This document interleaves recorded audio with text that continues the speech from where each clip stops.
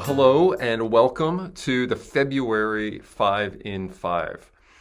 I am here with my commentaries, some of them, to talk about this sermon scheduling process this month in 5 minutes or less. I want to start, though, with our attendance and financials for January.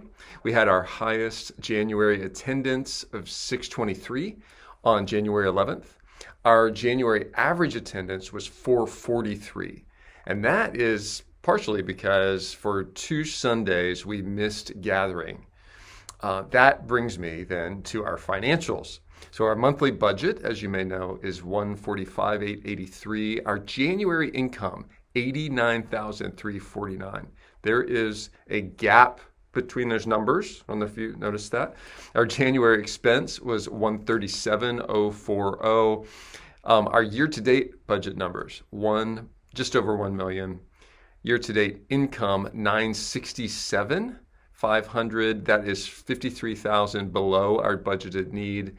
And our year-to-date expense is just over 1 million. So our year-to-date income to expense is in the red by almost 49,000. So we definitely noticed a dip in giving from those 2 missed Sundays. I just want to take this opportunity to remind you, when we have to cancel services, our service of worshiping the Lord through giving is still the right thing to do. So another way to say that is, if you are not caught up on your giving, now is a great time to do that. Now, let's talk about sermon scheduling. I want to start with my study retreat. It is so valuable for me to be able to get out of my routine and have some uninterrupted time to pray and to think about the future sermon schedule. I have a few generous friends here at Grace Point who allow me to use their homes to get away. I do that about 2 or 3 times a year.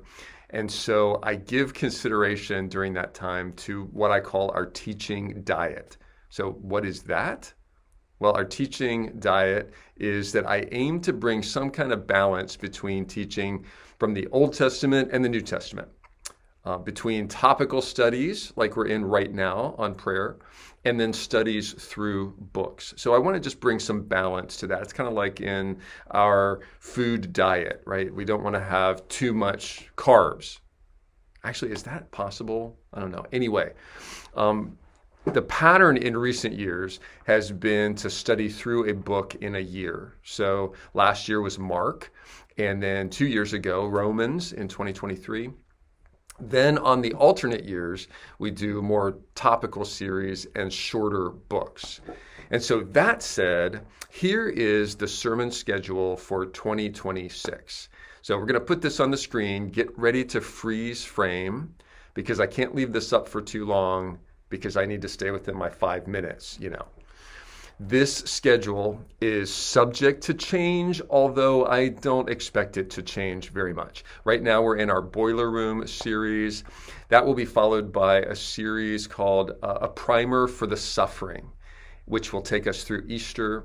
And then we're going to launch into a series on the life of Abraham. We're going to go the whole way from the beginning of Abraham's life until the end of it in Genesis.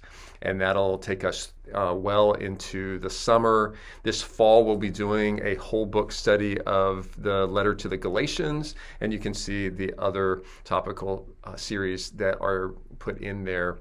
Next year, we will probably do a book study again, to be determined.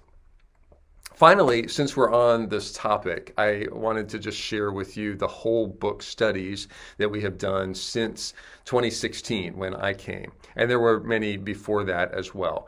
But here again, you'll probably need to freeze frame.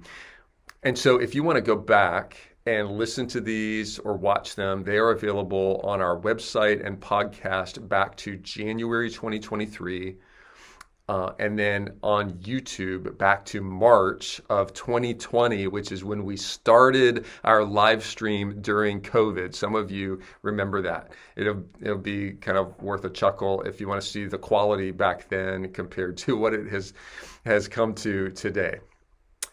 Well, that is it for February. Next month, we are going to talk about the role and the work of elders here at the church. And I'm going to have a special guest with me. You don't want to miss that.